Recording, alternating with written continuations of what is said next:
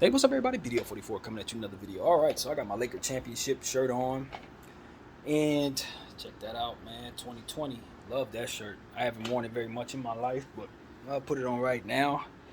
Doing a little laundry, took the shower, all the good stuff that needs to be done. I know y'all thought I was gonna say something else. Shower. Honestly, I want to talk about Anthony Davis because I just read somewhere that Dave McMenamin believes that the Lakers aren't going to be looking for a long-term extension from AD this summer, despite him wanting to make that happen. It's understood that he probably wants a 3-year deal worth max. I don't really know the framework, but it's way up in the air, super up in the air. Um, and it's really one of those situations where I wanted to kind of come here as a Laker fan and just try to speak my piece on whether or not we should give that extension to Anthony Davis. My thinking is this: with all of the young players that are coming into the league that are lengthy shot blockers, capable of scoring the ball, there's two things that come to mind. One, you definitely want an Anthony Davis. With Wembanyama coming in, Chet Holmgren, Evan Mobley, Bol, all these type of guys, you're going to want to deal with some bigs on your team that can really play defense.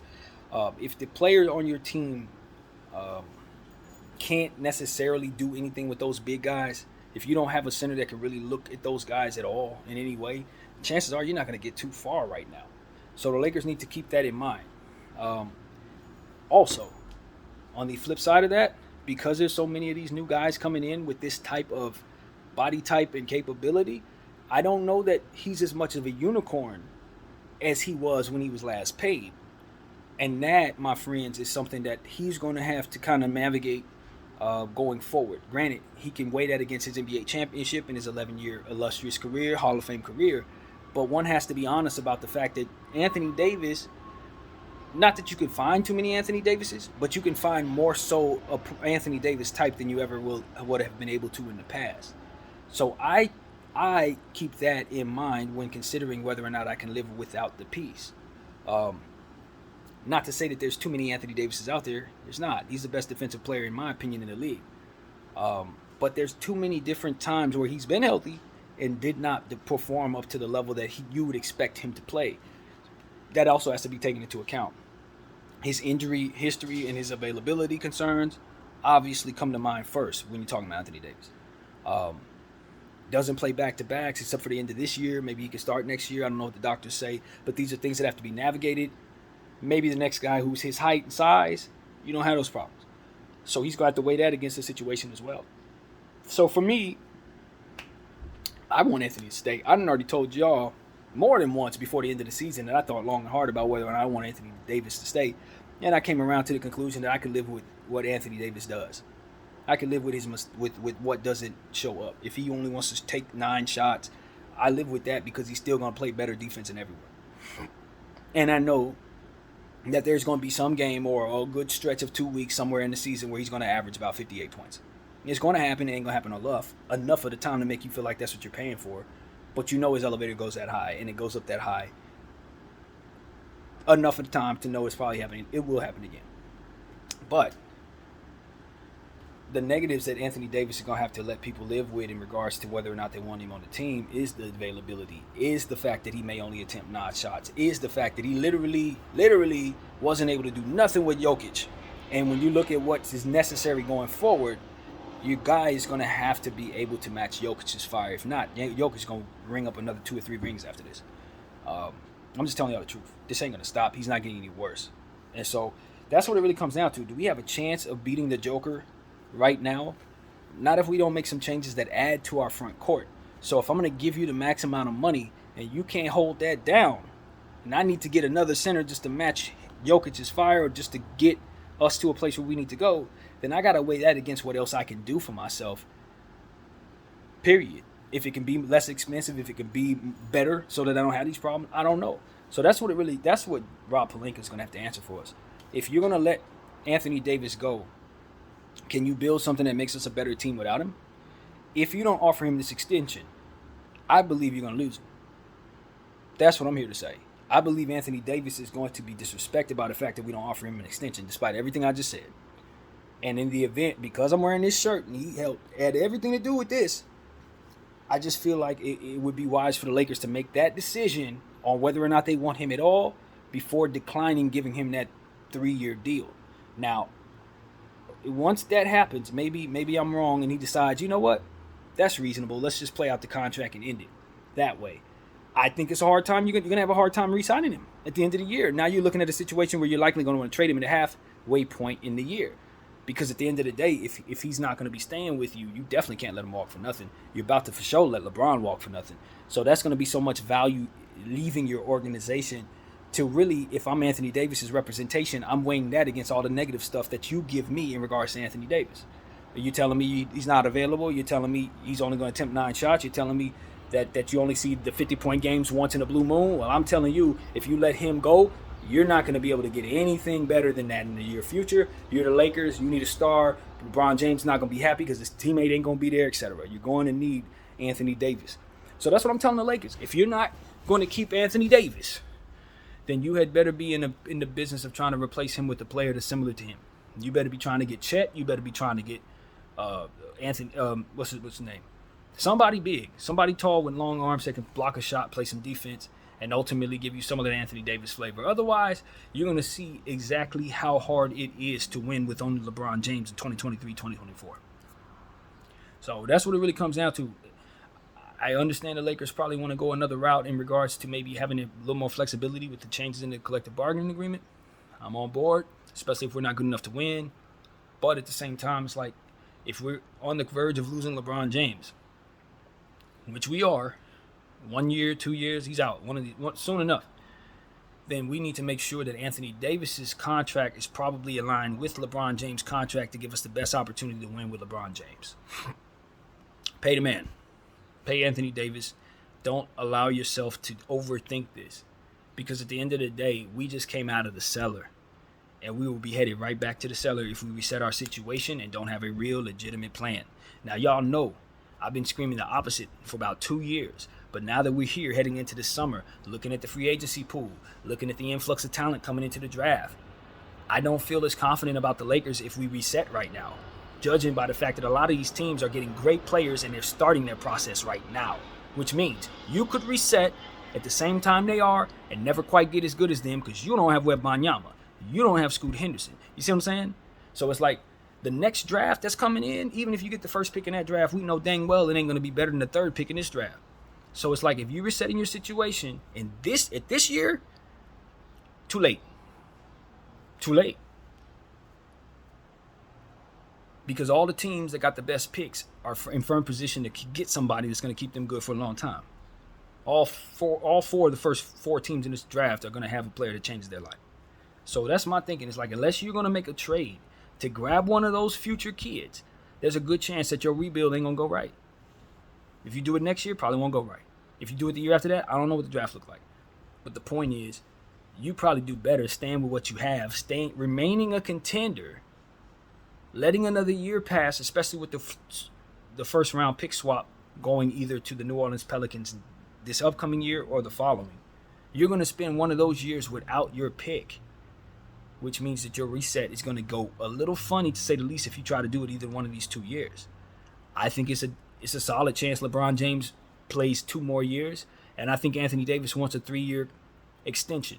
In my mind, you sign those guys to that, you leave it as it is, and 3 years' time, you reset your situation closer to getting all your picks back, closer to having opportunities at maybe a different collective bargaining agreement situation. Hopefully this goes well. If not, they have if I'm not mistaken, a 2-year out, so they can very easily say we hate this and do it 2 years from now.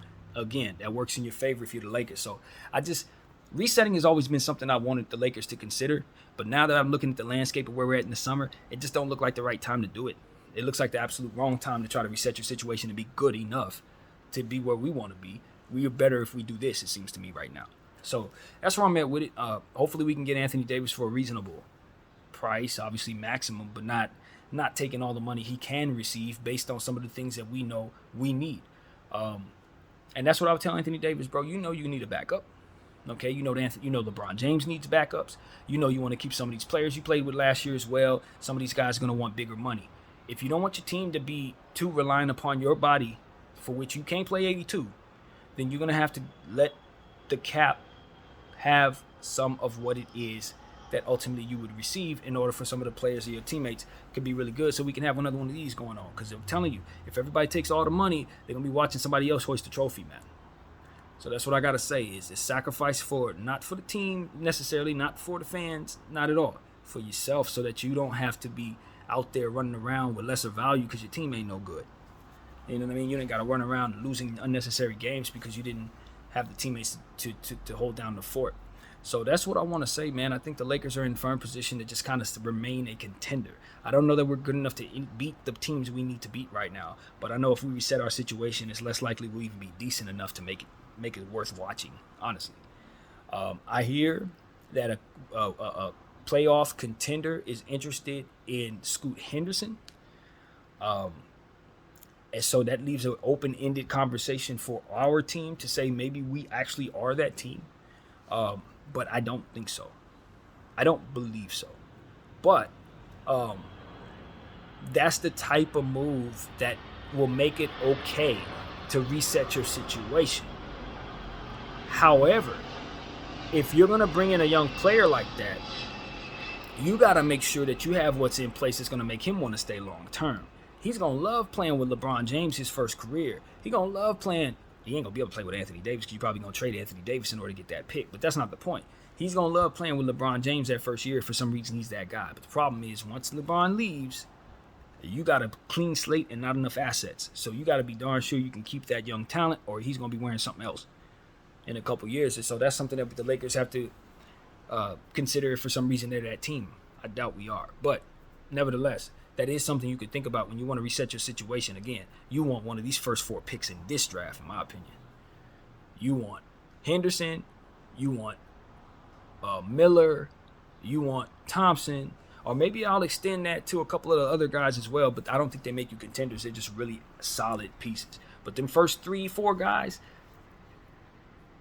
they're players that you probably want on your team to reset your situation.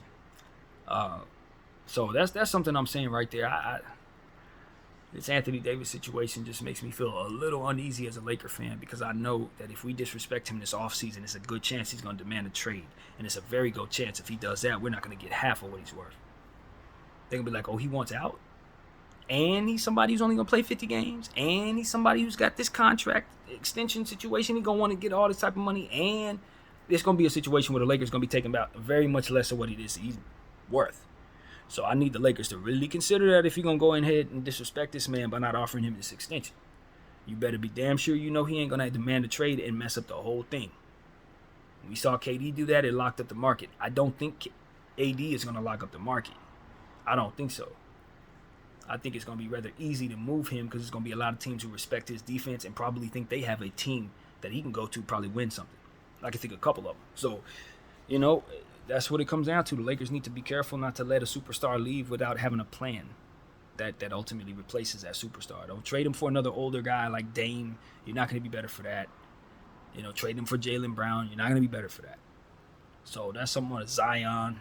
No, these things are not going to work. I'm just telling y'all right now. And obviously he wouldn't want to go back to New Orleans anyway. But I'm just saying, players that are probably likely to be on the move of that caliber, they're not going to make us better. James Harden or something like that, sign a trade? Hell no. Nothing like that is going to make you better. Maybe you do a trade with the Rockets or something since they trying to get James Harden. Maybe you take some of their young kids, the young kids they got. Obviously, they're not going to want to give away the better of them. They ain't going to give you Sengun. They ain't going to give you Green. So it's like, what do you think you're going to get out of these teams when you put yourself in a position to possibly want Anthony Davis to leave or rather have him want to leave your team? What is that going to do to us? When we try to trade him at that point. We learned that lesson a couple times. So I would tell Jeannie, all these talks about not re-signing Anthony Davis, you got to understand that it's not as simple as him just coming back to the uniform and playing out his contract. You run the risk of him not wanting to be here. You run the risk of him not being eager to rush back from injury next year. You run the risk of all kinds of stuff when you don't pay a guy of his caliber his money. So that's what comes to mind in regards to the Lakers. I ain't really heard nothing else. Obviously, the Fred VanVleet conversation. Oh, I remember. If y'all saw my Fred VanVleet video, Nick Nurse went to the Philadelphia 76ers. We could not figure that out in the last video, but he is a Sixer. And that is who I would be looking at if the Lakers do try to trade Anthony Davis. I would want Joel Embiid. I know Joel Embiid is probably not going to be on the move, but that's the guy that I heard could potentially be on the move. I don't think so. I don't think so because of obviously that's his team. Obviously they got a new coach, and he should be excited about that NBA championship coach coming in. So I don't think so, but just to throw it out there, that's the kind of player I would probably want back. Another big, somebody of an MVP caliber, somebody that I could throw at Jokic and have a shot at it, even though he seems to be afraid of Jokic. But that's the caliber you want. You don't want a small. You don't want to swing for the fences on a youngster that hasn't fully developed like Evan Mobley, or you're not going to get Wembanyama or nothing like that. So it's one of those situations where it's like, what can I get for Anthony Davis? Quite a bit, but not an equivalent. Maybe a bigger name on an explosive contract like Dame Lillard, but and I know that ain't better. That ain't better. It's just a lot of casuals who think that's better. They ain't better. So it's one of the situations where it's like, all right, how do we handle ourselves? Nobody's giving us Jason Tatum for Anthony Davis. You know what I'm saying? Nobody's going to give us Luka Doncic for Anthony Davis. These are things that you're going to want, Genie, and then you're not going to get them. You know what I'm saying? Those are the type of players you're likely going to be saying, okay, well, if Anthony wants out, I want this. No, Rob ain't going to be able to pull that off. So know that before you disrespect the kid. So that's where I'm at with it, man. Anthony Davis loves his money, man. Anthony Davis always looks like the richest person in the room to me. I'm serious. He looked richer than LeBron James 100% of the time. I kid you not. And some people just wear their wealth. And one of the reasons why I believe he wears his wealth is because he makes sure he secures his bag.